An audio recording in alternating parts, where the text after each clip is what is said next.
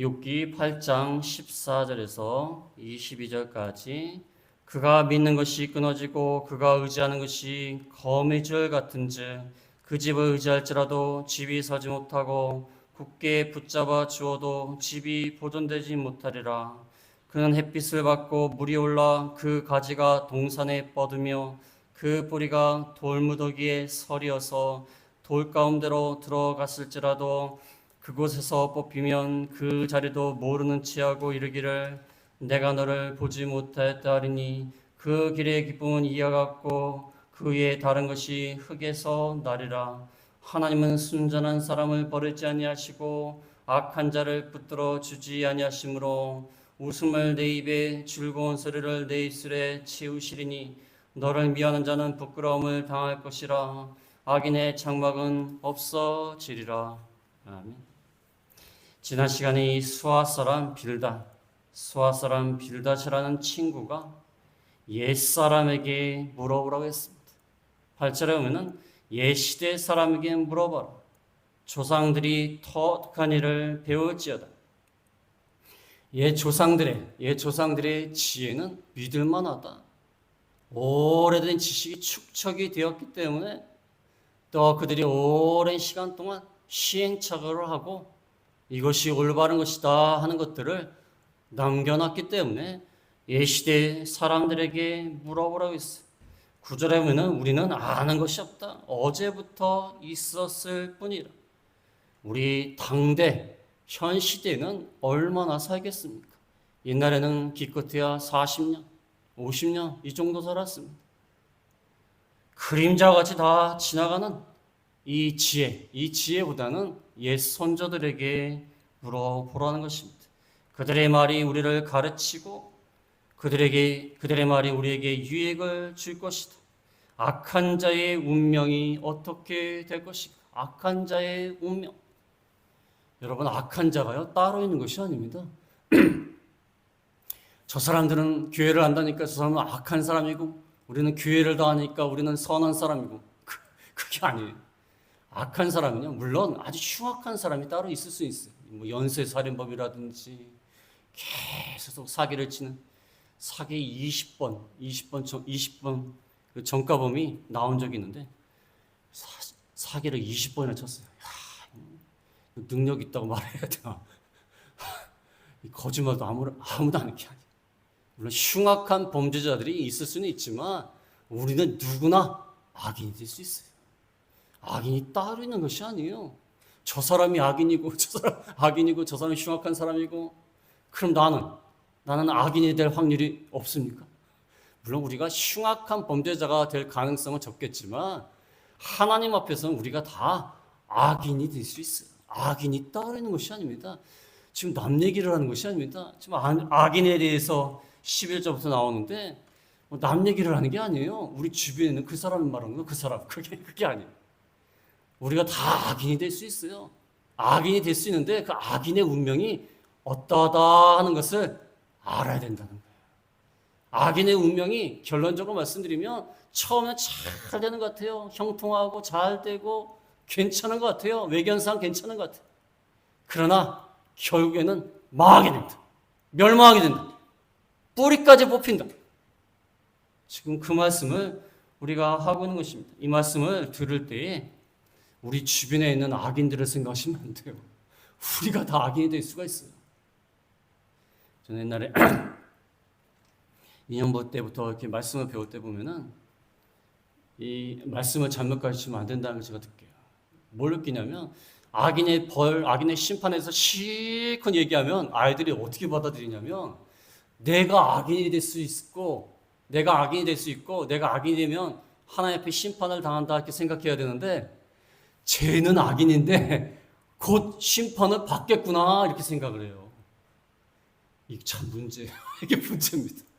인간들이요 진리를 가져다 줘도요 그것을 인간이 너무 부패했기 때문에 바꿔서 들어요. 그래서 말씀을 열심히 배우는 아이들이 나중에 뭘 하냐면요 남을 비판을 정말 잘해요.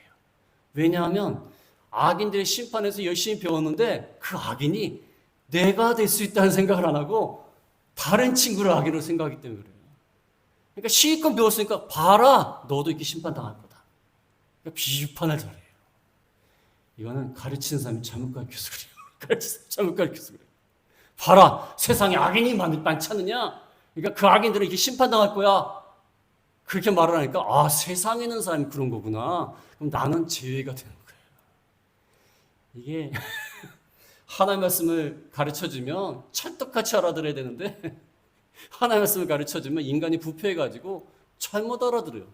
아전 인수격으로 자기에게 유리한 쪽으로 그걸 깨달았습니다.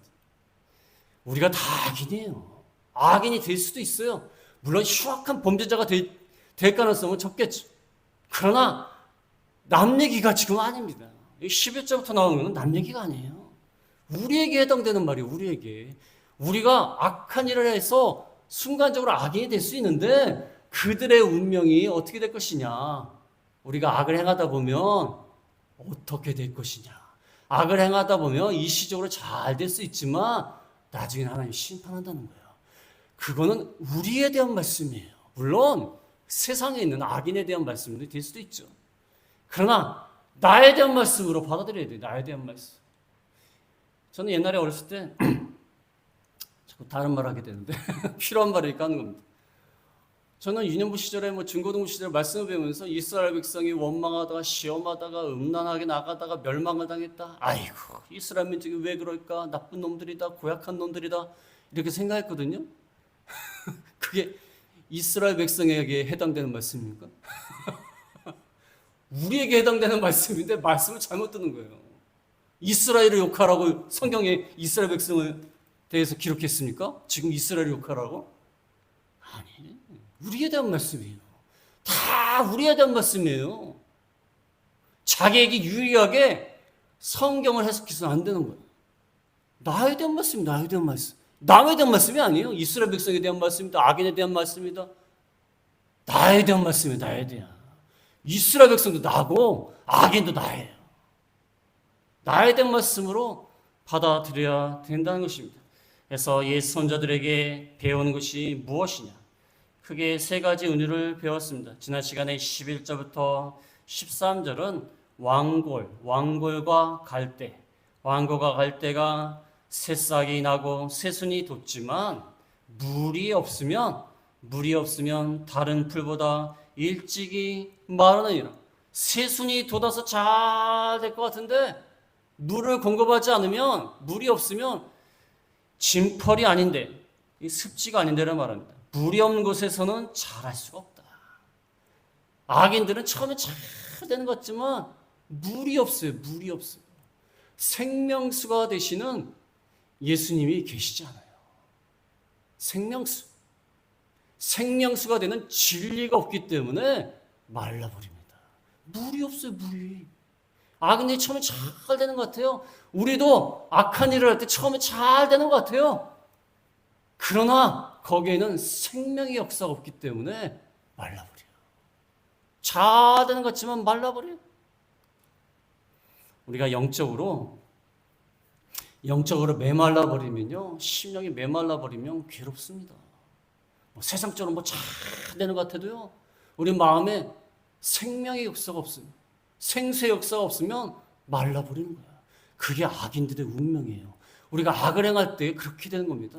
여러분, 악을 한번 행해보세요. 얼마나 맛있는 걸 먹어도 좋은 데를 가도 마음이 불편합니다. 불편해요. 옛날에 친구들하고 한번 싸워보세요. 친구들하고 남자들 막 주먹질하고 싸우지 않습니까? 주먹질하고 싸우다가 다음날 되면 또 우리의 우정은 영원한 거야. 또 그러고 지내는데 남자들 막 싸워요. 그러면 아이들 막 때리고 집에 오면요, 잠을 못 자요. 그 아이가 쫓아올까봐, 어디 갈까봐. 그 밤에 나갈 때 조심스러워요. 제 옛날에 겁도 없었지. 이렇게 옛날에 그 껌 씌는 애들 있지 않습니까? 걔네들이 막 와서 나한테 돈을 달라고. 그래갖고 제가 돈이 있긴 했지만, 이거 괘씸한 거야. 그래갖고 팍 밀치고 집으로 막 도망갔어요. 밀치니까 하나이가 넘어졌어요. 집에 왔는데요, 잠이 안 와요. 야, 이 밤에 나갔다가 이거 걔네들이 근처에 사는 애들이니까 나가지 못하겠어. 나가지 못하겠어. 우리가 악을 행하면요, 불편해요. 악을 행하면 불편하고 하나님의 말씀을 떠나면 우리가 심령이 메말라 버립니다. 메말라 버립니다. 심령의 역사가 없다는 것입니다. 다른 불보다 일찍이 마르니라. 13절이 제일 중요하다고 그랬죠. 악인들, 하나님을 잊어버린 자의 길은 다 이어갔고 저속한 자의 희망은 무너지리니. 이게 제일 중요해요. 세 가지 비유를 왜 드냐면 이 말을 하려고 하는 것입니다. 하나님을 잊어버린 자의 길은 다 이어갔다. 저속한 자, 불경건하게 하나님을 섬기지 않는 자의 희망은 무너질 것이다. 하나님을 잊어버린 자의 길은 다 이와 같이 마르게 돼 있어요. 새싹이 돋아나갖고 잘 자랄 것 같지만 그의 희망은 무너집니다. 악인들의 희망은 무너지게 돼 있어요. 다 이와 같이 메말라 버립니다. 악인들이 잘 되는 것 같아요. 왜 악인들이 악을 계속 행하는 줄 아십니까? 처음에 악을 행할 때 잘 되거든요. 잘 되니까 하는 거예요. 아니, 하나님이 악을 행하면 막 즉각적으로 쳐가지고 형벌을 가하면은 정신을 차릴 터인데 잘 돼요. 악인들이 처음에 잘 됩니다. 세순이도 없고 잘 돼요. 그러니까 다 잘 될 것 같아요. 자기의 길이 옳은 것 같아요. 그러나 하나님이 반드시 망하게 하신다. 그 다음에 14절에서 15절은 곤충의 비유를 들고 있습니다. 거미줄. 14절에 보면 그가 믿는 것이 끊어지고 그가 의지하는 것이 거미줄 같은지 그 집을 의지할지라도 집이 서지 못하고 굳게 붙잡아 주어도 집이 보존되지 못하리라. 거미줄이 거미를 쳤는데 거미 입장에서는 집과 같아요. 집과 같지만 거미가 친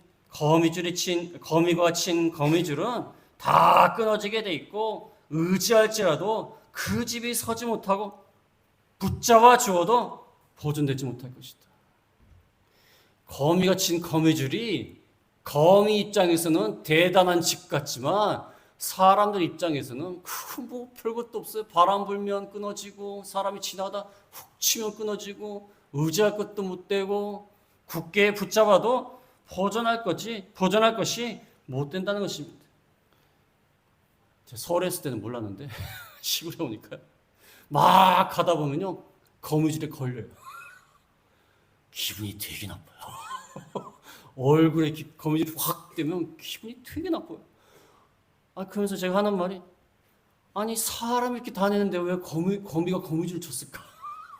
사람은 잡아먹을 것도 아닌데. 근데 가만히 보니까 위치가 좋으니까 거미가 거미줄을 치는 거예요. 거기가 벌레들이 많이 다니니까. 아주 목이 좋은 데다가 거미가 거미줄을 치는 거예요. 근데 사람들이 봤을 때는 뭐 쑥 치면 다 끊어지고 무너지게 되어 있습니다. 악인들이 쌓는 거는요 모래성과 같아요. 모래성과 같이 모래성이 뭐 대단해 보이는 것 같지만 그냥 가서 삽으로 턱 치면 그냥 무너지게 되어 있어요. 악인이 쌓은 집은요 굉장한 것 같지만 보존되지 못하고 붙잡아 줘도 다 끊어지고 의지할 바가 못 된다는 것입니다. 그런데 악인들은 악을 행하면서 물론 우리가 악을 행할 수 있어요. 악을 행해서 취한 물질, 돈, 명예, 권력 이것을 가지고 든든히 의지하고 삽니다. 이것이 자기를 지켜줄 줄 알고 사는 거예요. 돈 많은 사람이 얘기를 해보면 자기는 통장을 볼 때마다 든든하대요. 통장을 탁 보여주는데 제가 생전 보지도 못한 공이 몇 개인지 일시회전하다가 잊어버렸어요. 그 돈을 의지하면서 사는 거예요. 든든하다는 거예요. 물론 물질이 많으면 든든합니다. 든든해요. 저 옛날에 목돈이 한번 생긴 적이 있는데 든든해요. 든든해. 어디 가서 뭐 돈을 써도 든든하고 든든해요. 그러나 악인들이 악을 행해서 하나님의 말씀을 지키지 않으면서 쌓아놓은 모든 것들, 지어놓은 집, 거미줄처럼 불안정하다는 거예요. 하나님이 다 거둬가십니다. 하나님이 심판하면요 거미줄이 끊어지듯이 하나님이 다 가져갔어요. 전 제 주변에 하나님 물질을 막 순식간에 가져가시는 분 몇 분 알아요. 순식간에 없어지더라고요. 그 물질을 모으라고 그냥 얼마나 먹을 거 안 먹고 입을 거 안 입고 막 애를 써서 모아놨는데 뭐 순식간에 다 날아가요. 순식간에. 바람처럼 그냥 날아가더래요. 우리가 하나님을 떠나서 모아둔, 하나님을 떠나서 쌓아둔 모든 것들은 다 거미줄처럼 날아간다는 거예요. 하나님이 가져갔어요. 하나님보다 더 의지하고 하나님보다 더 신뢰하면 하나님이 처음에는 좀 징계하시다가 안 되면 가져갔어요. 가져가시는 거예요. 더 극단적인 상황에서 나를 하나님보다 더 사랑하고 내 목숨을 하나님보다 더 사랑하고 하나님보다 나를 더 사랑하고 나를 위하고 하나님의 말씀을 절대 안 지키는 거예요. 내가 더 소중한 거예요. 그럼 하나님 뭘 가져가시죠? 안 되겠다. 유효기 한 지났다면서 하나님 목숨 가져가. 목숨을 가져가는 거예요. 옛날에 어떤 분이 돌아가셨는데 그분 앞에서는 안 됐지만 제가 말은 안 하지만 하나님이 데려가신 게 분명해요. 데려가신 게 분명하다는 생각을 제가 하게 돼요. 왜냐하면 그분이 하나님 위해서 살아야 되는데 끝까지 하나님 말씀 안 지키는 거예요. 하나님 위해서 살지 않아요. 자기 목숨이 더 중요한 거예요. 자기 삶이 더 중요한 거예요. 그러니까 나중에 하나님이 그 목숨을 데려. 제가 분명히 압니다. 근데 뭐 말은 할 수는 없죠. 말은 할 수는 없지만 분명히 아는 거예요. 우리가 하나님보다 더 의지하고 더 신뢰하고 하나님보다 더 따라가면요, 하나님이 다 가져가요. 가져가다 그래도 안 되면 하나님이 생명까지 가져가시는 거예요. 하나님은 무서우신 분입니다. 우리가 하나님을 떠나서 하나님 말씀을 불순종하면서 쌓아놓은 모든 것들은 다 거미줄 같아요. 하나님이 다 가져가십니다. 우리가 이것을 꼭 기억을 해야 돼. 어떤 분이 천부여 의지 없어서 손 들고 옵니다. 그러면서 간증하시는데 하나님이 하나님보다 더 사랑하고 더 의지하고 더 따라가다가 믿음 생활 안 하고 신앙 생활 안 하고 그렇게 나가다가 하나님이 다 가져가셨대요. 그래서 천부여 의지 없어서 손 들고 손 들 수밖에 없죠. 뭐 가진 게 있어요. 제가 손 들고 오는 거예요. 의지할 게 없으니까 손 들고 오는 거야. 손 들고. 그 찬송가 그래서 나온 것 같아요. 의지할 게 없으니까 빈손 들고 하나님 나오는 거예요. 우리가 하나님을 떠나서 쌓아놓은 것들, 모아놓은 것들, 취한 것들 다 거미줄처럼 사라질 수밖에 없다는 것입니다. 그 다음에 16절에서 19절은 다시 식물 비유를 들고 있습니다. 16절에 보면 그는 햇빛을 받고 물이 올라 그 가지가 동산에 뻗으며 그 무리가 돌무더기에 서리어서 돌 가운데로 들어갔을지라도 그곳에서 뽑히면 그 자리도 모른 체하고 이르기를 내가 너를 보지 못하였다 하리니. 어떤 식물이 있는데 햇빛을 받아요. 물이 올랐어. 물이 올랐다고 하지 않습니까? 푸르러 아주 푸르고 촉촉합니다. 식물이 햇빛을 받아 물이 올랐어. 그 가지가 동산에 탁 뻗었어요. 가지가 활짝 뻗었어. 그 다음에 그 뿌리가 돌무더기에 서려서 돌 가운데로 들어갔을지라도 햇빛을 받고 물이 올라서 가지가 동산에 잘 뻗었는데 뿌리가 돌 가운데 들어가 있어. 돌 가운데. 뿌리가 돌 가운데 들어가 있으면 어떻게 되죠? 뽑히죠. 쉽게 뽑히죠. 옛날에 어디 가고 나무를 봤는데 나무가 400년이가 됐대. 400년 됐다니. 400년 된 나무를 봤어요. 거의 뭐 조선시대부터 산 거예요. 그 나무가 우리를 봤을 때 얼마나 웃길까요? 100년도 못 사는 것들이. 그래서 야, 난 조선시대부터 있었어. 웃길 것 같은데. 얼마나 나무가 큰지 몰라요. 어마어마합니다. 무슨 빌딩 같아. 가지가 막 어마어마합니다. 어마어마해요. 그 오랫동안 이렇게 살았으니까 얼마나 풍성하겠습니까? 햇빛을 받아서 물이 올라서 가지가 동산에 다 뻗었어. 악인들이 이와 같아요. 햇빛을 받아서 물이 올랐어요. 가지가 뻗듯이 아주 울창한 나무가 되었어요. 악인들이 형통해요. 잘 될 것 같아요. 외부적으로는 잘 될 것 같아요. 나무가 잘 자랄 것 같고 푸를 것 같고 오랫동안 살 것 같아요. 근데 중요한 건 뭐죠? 뿌리가 돌무더기 가운데 설이었어요. 돌 가운데 들어갔어요. 뿌리가. 그럼 어떻게 되죠 나중에? 뽑혀요. 그래서 악인들의 운명은요, 기초가 불안정한 삶을 삽니다. 기초가 불안정해요. 언제 무너질지 모릅니다. 언제 쓰러질지 모르고 언제 망할지 몰라요. 뿌리가 돌무더기 가운데 있으니까. 일본은 하도 지진이 많이 나오니까 건물이 튼튼해요. 만약에 그러한 지진이 다른 나라에 후진국 같은 나라에 있었으면요, 사람 엄청 많이 죽었습니다. 이 기초가 튼튼한 거예요. 내진 설계라고 하지 않습니까?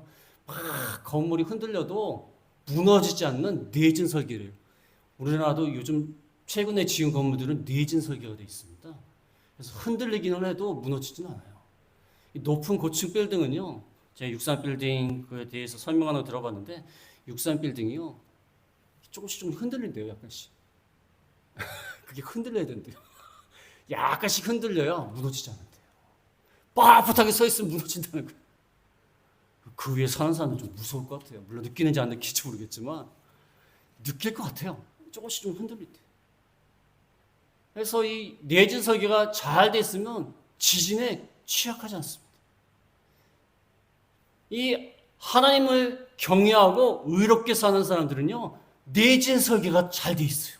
기초가 하나님께 있어, 하나님께. 그러니까 흔들리질 않아요.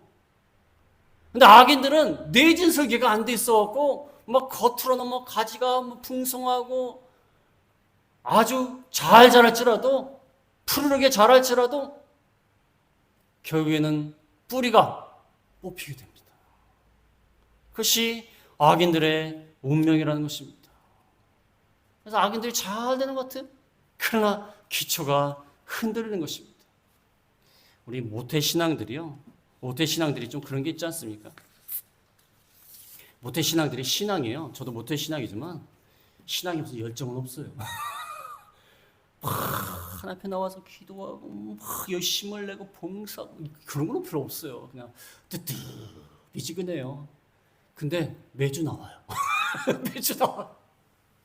특별히 뭐 일이 없는 거 매주 나와요. 근데 뜨뜻미지근해. 근데 모태신앙의 단점도 많지만 장점이 뭐냐면 어렸을 때부터 말씀을 배웠기 때문에 뿌리가 튼튼해요. 뿌리가 튼튼하니까 나무가 좀 현찮아요. 좀 이렇게 잎도 제대로 뭐 그렇고 열매도 안 좋고 그래도 꺾이진 않아요. 꺾이지. 근데 나중에 믿으시는 분들은 막 열심히 있고 막 내가 늦게 믿었기 때문에 하나님 말씀에서 아주 사모하고 제 주변에 보면 그 늦게 믿으신 분들이 막 말씀을 보시고 막 애를 씁니다. 저희 모태신앙 그런 게 없어요. 그런 게 없어. 그냥 보기는 하지만 막 그렇게까지 무슨 목숨을 그렇게 보진 않아요.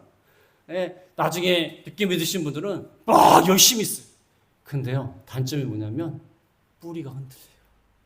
뭔가 일이 닥치면요, 흐드흐드흐드해요. 오랜 세월 동안 믿은 사람하고 단기간에 열정적으로 믿은 사람의 차이가 거기서 나요. 물론 나중된 자가 먼저 됩니다. 제가 이 말씀을 드리냐면 악인들은 하나님의 말씀 안에 깊게 뿌리내지 못했기 때문에 흔들리는 거예요.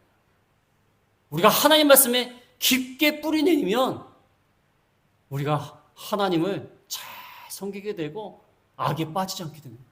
그러나 하나님의 말씀 앞에 굳게 뿌리내지 못하니까 날마다 흔들리는 거예요. 악인들이 그래서 흔들리는 거예요. 뿌리가 깊지 못하기 때문에 흔들리는 겁니다. 여러분의 신앙생활이 흔들리지 않으려면 말씀에 깊게 뿌리를 내려야 돼요. 뿌리를 내려야 돼요. 말씀이면 목숨을 건다는 마음이 있어야 돼요. 다른 건 다 말을 안 들어도 다 포기해도 말씀만 붙들고 나간다는 마음이 있어야 돼요. 그래야지 우리 신앙이 흔들리지 않는 거예요. 제가 깨달은 겁니다. 말씀을 떠나지 않으면 신앙이 흔들리잖아요. 그리고 말씀에 뿌리를 두면 그 다음에 정말로 풍성한 열매와 꽃을 맺게 되는 겁니다. 근데 뿌리가 깊지 않은 신앙은요, 아무리 겉으로 잎사귀가 많고 열매가 많고 꽃이 많아도요, 그럼 뽑히게 돼 있어요. 언젠가 뽑히게 돼 있어요. 열매 맺지 못하는 무화과 나무, 예수님이 저주했지 않습니까? 나무가 아주 크고 무성하고 또 잎이 무성해요. 그런데 열매를 맺지 못해요. 이건 뭐가 문제가 있는 겁니다. 뿌리가 문제가 있는 거예요. 그렇지 않습니까? 우리가 하나님의 말씀 앞에 깊게 뿌리를 내야 해요. 그래야지만이 우리가 흔들리지 않을 수 있다는 것입니다. 그래서 그곳에서 18절에 보면 그곳에서 뽑히면 그 자리도 모른 채 하고 이르기를 내가 너를 보지 못하였다. 뿌리가 뽑히면 그 뿌리가 있던 자리가 내가 너를 보지 못하였다. 너 누구냐? 그러면 그 말이에요. 뽑혀버리니까 그렇게 풍성했던 나무가 그 자리가 그 나무를 몰라요. 너 누구야? 이렇게 된다는 거예요. 흔적도 없이 사라진다는 거예요. 흔적도 없이. 아그랭하면서 나가면요, 이 시적으로 잘 될 수 있지만 나중에는 뿌리가 뽑혀갖고 흔적도 없이 사라진다는 거예요. 옛날에 주일에도 요한계시록 말씀을 드렸지만 옛날에 그 엄청난 제국들, 노마 제국, 바벨론 제국, 아수르 제국, 그러한 제국들 지금 남아있습니까? 남아있나요? 노마 제국이 어마어마했는데 지금 그 유물 가지고 후손들이 관광객 받아들이면서 먹고 삽니다. 좋은 걸 나눠주긴 했어요. 그거 가지고 먹고 사는 거야. 그 사람도 그거 없으면 큰일 나요. 선조들이 유물을 많이 남겨줬는데 그거 가지고 사는 거지. 지금 노마 제국이 뭡니까? 세상에서 악인들이 아무리 잘 돼도요, 하나님 뿌리를 뽑아보면 흔적도 없이 다 사라지는 거예요. 흔적도 없이 다 멸망하게 된다는 것입니다. 그 다음에 19절에 보면 그 길의 기쁨은 이와 같고 그 위에 다른 것이 흙에서 나리라. 그 길의 기쁨이 이와 같이 이 순간 누리다가 끝나고 다른 것이 흙에서 나와요. 뿌리가 뽑히니까 다른 것이 잽싸게 나오는 거예요. 순식간에 없어진 거예요. 순식간에 없어집니다. 옛날에 유물들 파시는 분들, 유물 이렇게 파면서 연구하시는 분들 보니까 옛날에는 건물을 어떻게 줬냐면 건물이 무너지면 그 위에다 바로 줬어요. 오늘같이 무슨 땅을 많이 파가지고 기초를 튼튼히 하는 게 아니라 그 위에 바로 줬어요. 그러니까 유물을 파게 되면요, 시대순대로 이렇게 있대요. 시대순대로. 그래서 맨 밑이 제일 오래되고 그게 이제 망해버리고 전쟁을 한다든지 그래가지고 망했어요. 그럼 그 위에다 바로 집을 짓는 거예요. 집을 짓고. 그래서 그걸 보면서 이 세상의 역사라는 게요, 영원한 게 없어요. 다 무너지고 그 위에 다른 사람이 또 집을 짓고 다 무너지고 또 그래서 그 위에 또 집을 짓고 그렇게 된다는 것입니다. 순식간에 하나님이 망하게 하면 다른 것이 또 흙에서 나게 됩니다.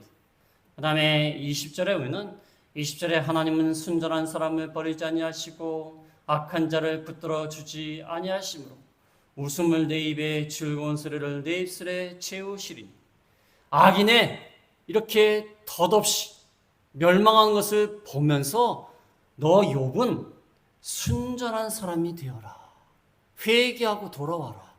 악을 행해서 이렇게 망하지 마라. 네가 이렇게 고난을 당해서 힘들지 않느냐? 그러니까 하나님께로 돌아와라. 악인들이 잘 되는 것 같지만 순식간에 망한다. 너도 이러다가 정말 망해.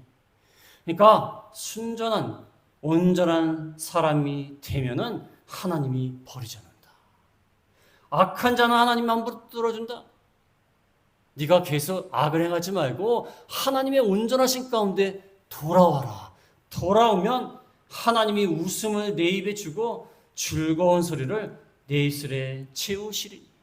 하나님께 돌아와서 온전한 사람이 되면 악인들처럼 이렇게 쉽게 망하는 게 아니라 웃음이 나오고 즐거운 소리가 내 입에서 나오게 될 것이다. 하나님께로 돌아오라는 거예요. 그래서 우리가 악인들의 형통함을 부러워하면 안 돼요. 근데 솔직히 부러워한 적이 생기지 않습니까? 아유, 나보다 뭐 교회도 잘 다닌 것도 아니고 뭐 신앙생활을 잘하는 것도 아니고 무슨 헌금을 제대로 하는 것도 아닌데도 뭐 이렇게 부자가 되고 잘 되고 에이 하나님은 어떻게 이럴 수가 있냐 그런 생각이 들기도 하고 그런 마음이 들지 않습니까? 악인들의 형통을 부러워하면 안 돼요. 우리가 하나님 앞에 돌아와서 온전하고 순종한 자가 되면 하나님이 웃음과 즐거움을 우리 입술에 채워주신다. 악인의 형통을 부러워해서는 안 된다는 것입니다. 하나님은 순전한 사람을 버리지 아니하시고 악한 자를 붙들어 주지 아니하신다. 22절에 보면 너를 미워하는 자는 부끄러움을 당할 것이라 악인의 장막은 없어지리라.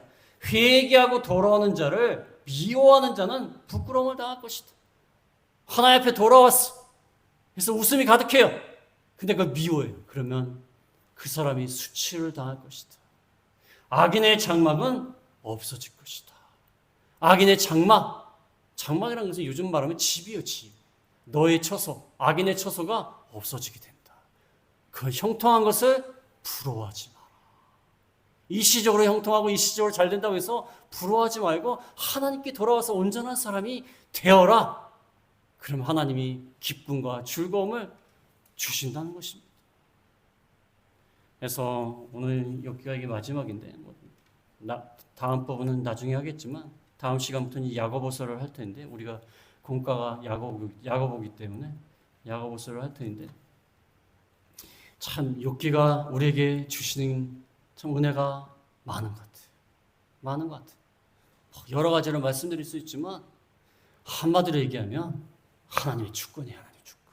하나님의 주권. 하나님의 주권대로 우리에게 고난도 주시고 복도 주시고 이렇게 하시는 것. 그러시면서 우리의 믿음을 성장시키고 성숙시키시는 하나님이십니다. 근데 우리가 하나님의 주권에 따라가지 않고 뭐 이러쿵저러쿵 욥이 친구들과 이러쿵저러쿵 논쟁을 하고 있어요. 논쟁을 하고 있어요. 아무것도 모르면서 하나님의 초월적인 주권의 역사 이걸 아무것도 모르면서 그 밑에서 인간들끼리 막 이러쿵저러쿵 네가 죄가 있으니까 망했다. 나는 죄가 없다. 하나님 왜 이러신지 모르겠다. 이러고 있는 거예요. 우리는 하나님의 주권을 믿어요. 주권. 초월적인 주권. 우리가 감히 그의 뜻을 이해할 수 없는 초월적인 주권의 역사로 우리를 이끌어 가시는 거예요. 그럴 때 우리는 그냥 따라가면 돼. 고난을 주시면 연단 받으면 돼. 하나님이 시험을 주시면 연단 받으면 돼. 감사하면서 나가면 돼요. 하나님이 모든 주인이 되시기 때문에 어련히 알아서 하시겠습니까? 거기에 대해서 뭐 이러쿵저러쿵 할 필요 없어요. 지금 8장에서 끝났지만 뭐 계속 나옵니다. 계속 나와요. 뭐 친구들끼리 막 얘기를 하는데 다 쓸데없는 소리예요. 쓸데없는 소리. 물론 우리에게 교훈을 주는 말씀이기도 하지만 인간의 이 논쟁이라는 게 쓸데없는 소리예요. 하나님이 우리를 초월적으로 이끌어 가시면서 가장 선한 길로 이끌어 가신 그 하나님의 주권의 역사. 우리는 그저 침묵하고 인간의 논리와 인간의 판단을 하지 말고 따라가면 돼요. 따라가면 돼요. 하나님 우리의 주인이 되시다. 제가 이거 그래서 본 겁니다. 하나님의 주권을 따라서 주인 되신 하나님, 아버지 되신 하나님의 주권을 따라서 나아가다 보면 하나님이 연단을 주실 때 우리가 잘 참고 나아가다 보면 욥이 마지막에 어떻게 됐습니까? 배나 되는 축복을 받았어요. 우리가 하나님이 주권을 가지고 무엇을 주셔도 감사한 마음으로 나가다 보면 하나님 우리에게 갑절의 복을 주신다. 그래서 우리가 하나님의 주권을 믿고 나가는 저희가 다 되겠습니다. 말씀을 생각하시면서 잠깐 기도하겠습니다.